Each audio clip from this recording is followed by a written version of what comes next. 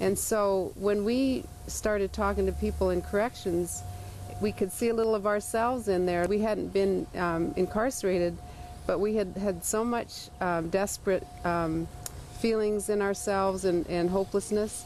And to be able to connect with them and say, look, we were in that feeling of hopelessness once ourselves, and we share that with them. And they look at us and they see consultants that you know, have a successful life and travel all over the world, and they look at us and they see, wow, if they could get there from where they were at, maybe there's hope for me. Mm-hmm. And with Sid's books, as you know, backing up what we have to say, they get to hear directly from Sid the way we did years ago.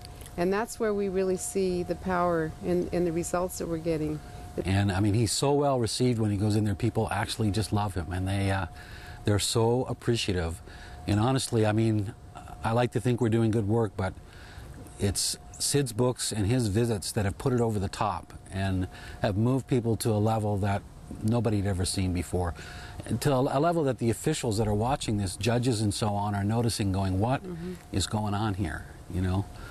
I met two individuals from that program, Jan and Chip Chipman, and they introduced the program. I looked into it, I read about it somewhat, and I wanted to give it a try. So I offered it to some of the residents that are in the programs that I have to see how it works out. And it did. It worked out very well. I saw a lot of changes in the residents here, and the clients and the residents, whereas they were able to process things differently than when they were processing things before. And that goes to Mr. Banks as far as I'm concerned.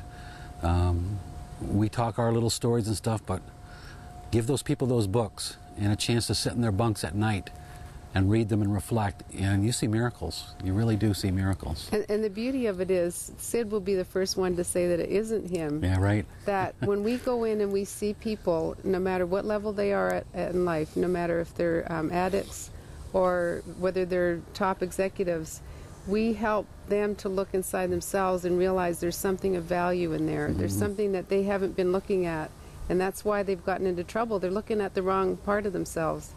And so what our program is really about is that we're not teaching anything. We're getting people to look inside and to kind of wake up from their behavior of hopelessness to see that they really are good people. So really, they're the ones doing the work. And Sid has always been the first one to say, if we said, Sid, you've changed my life, he would always say, no, you changed your life.